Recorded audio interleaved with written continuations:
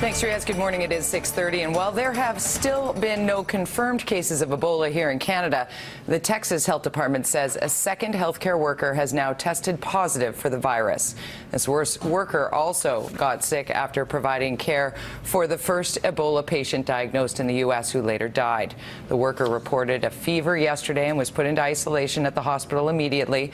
On our side of the border, a patient in a hospital in Belleville, Ontario, has tested negative for the virus.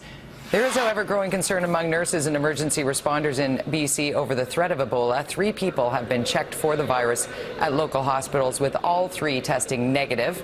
The BC Nurses Union is worried about training and equipment needed to handle Ebola. BC's chief medical officer says the province is well equipped, insisting the threat of infection is very low.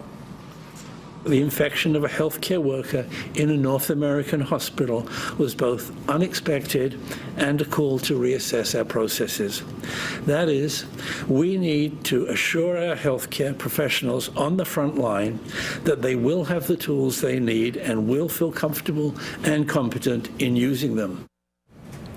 Canada's top court will hear a new challenge of this country's ban on physician-assisted suicide today. The Supreme Court last considered the issue in 1993. 20 years later, Right to Die advocates say the legal and moral landscape has changed, and that Canada's laws must as well.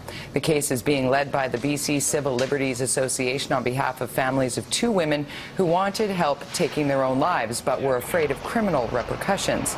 Both have since died. An avalanche and blizzard in Nepal has killed 12 people, including 4 Canadians. For the past 2 days, Nepal has been lashed by heavy rains brought on by a cyclone that's battered neighboring India. Back in April, an avalanche just above the base camp on Mount Everest killed 16 Nepalese guides. Climate experts say rising global temperatures have contributed to avalanches on the Himalayan mountains. The 10 p.m. eviction deadline for homeless campers at Oppenheimer Park is fast approaching as Vancouver police get set to use some new technology to make sure everything goes smoothly. For more on this, we go live to reporter Greg Harper at the park. Greg? Good morning, Jody. Yes, just outside Oppenheimer Park in the downtown east side this morning. Still dark and raining here on this Wednesday morning, but we drove around the park a number of times, and I can tell you there are lots of tents that remain up. And for some, they have been living here since July, but they have just over 15 hours now to pack up their tents and move along. This after a judge ordered that the tents must be dismantled and all of the people living inside Oppenheimer Park must be gone by 10 p.m. tonight. The Vancouver Police Department say that some officers will be wearing body cameras as they escort city workers who will be leading the campers off of the property. Legal advocates and camp organizers say they'll be watching and filming as well. Police say they are taking the extra precaution tonight, but also say they aren't expecting any violence or any other serious problems. There are staff working on the site. Every day this week there will be lots of outreach to make sure people understand what their options are to move. Shelter space is readily available. We have shelter beds that are ready, and those are the bridge to the housing that is opening over the coming weeks. People are still really concerned about where they're going to go. Some people have gone to shelters, and some people are saying, I'm going to leave early because I don't want to have a negative interaction with police. People are quite concerned that they don't have somewhere safe to go, and still we're hearing that the shelters are filling up and that shelters are not a safe and viable option for many of the people living here.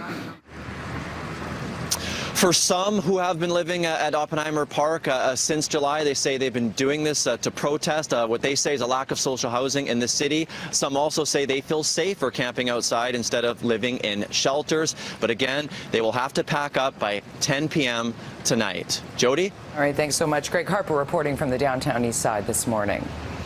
There will soon be another 47 Surrey RCMP officers. This comes after the City and Police Committee endorsed the recommendations of 2 separate safety studies. The new officers mean Surrey's RCMP will grow from 703 to 815 regular members. However, it's not yet clear when the city's new Mounties will actually begin their jobs.